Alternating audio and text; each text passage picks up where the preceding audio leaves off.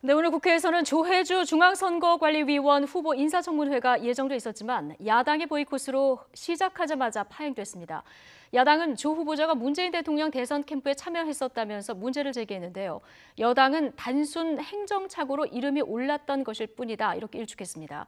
국회 취재기자 연결해보겠습니다. 염혜원 기자. 네, 국회입니다. 네, 야당이 보이콧을 한 이유, 그러니까 과거 전력 때문이군요. 네, 그렇습니다. 한국당은 조혜주 후보자의 과거 전력을 이유로 인사청문회 불참을 선언했습니다. 행정안전위원회 소속 한국당 의원들은 더불어민주당이 펴낸 대선 백서를 보면 조 후보자가 당시 문재인 후보 캠프에서 공명선거 특보에 이름을 올렸다고 밝혔습니다. 선거관리위원을 해임할 수 있는 사유 가운데는 정당에 가입하거나 정치에 관여할 경우가 포함되어 있는데요. 어차피 해임될 후보자에 대한 인사청문회는 하지 않겠다는 것이 한국당의 주장입니다. 여기에 인사청문위원인 바른미래당 권은희 의원도 인사검증 기간에 캠프 활동 흔적을 지운 정황이 있다며 함께 의혹을 제기했습니다. 야당 의원들이 불참하면서 인사청문회는 30분 만에 파행됐습니다. 민주당 의원들만 참석해서 발언을 한 뒤 정회한 건데요. 민주당은 조 후보자가 대선 캠프에서 활동한 적이 없다고 잘라 말했습니다. 대선을 치르기 위해서 인사들을 모으는 과정에서 조 후보자의 이름이 포함되긴 했지만 본인도 그 사실을 몰랐을 정도로 캠프에 관여한 적이 전혀 없다고 밝혔습니다.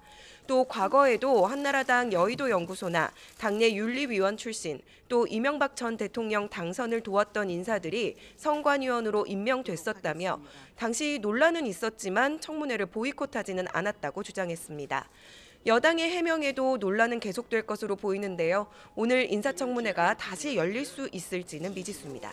국회에 지금 할 일이 굉장히 많이 쌓여 있는데 선거제도 개편안도 사실 이번 달 안에 여야가 합의안을 내기로 한 상황 아닙니까? 오늘 정치개혁특별위원회 자문위원들이 권고안을 냈다고요?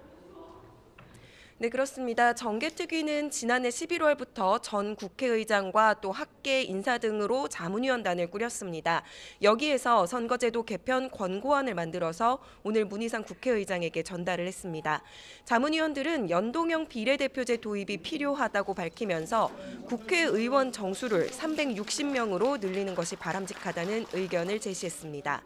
국회의원 수가 늘더라도 국회 예산을 동결하고 또 강력한 개혁을 한다면 국민 기대에 부응할 수 있을 것이라고 설명했습니다.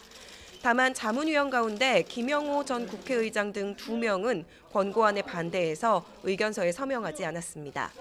야3당은 자문위의 권고안에 일찌감치 찬성 입장을 밝혀왔는데요. 민주당과 한국당이 의원 정수 확대에 부정적인 입장이어서 또 한 번의 진통이 예상됩니다. 고 임세원 교수 사망 사건을 계기로 의료인 보호 대책을 논의하고 있는 보건복지위원회 전체 회의는 지금도 계속해서 진행 중입니다. 박능우 보건복지부 장관은 정신질환자에 대한 실태 파악을 비롯해서 제도권 내 관리가 제대로 이루어지지 않고 있다며 예산과 인력을 확충해서 전면 조사부터 하겠다고 밝혔습니다.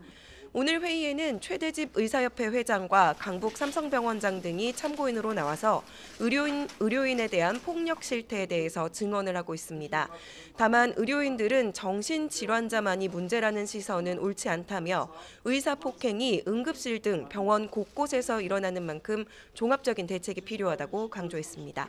지금까지 국회에서 YTN 염혜원입니다.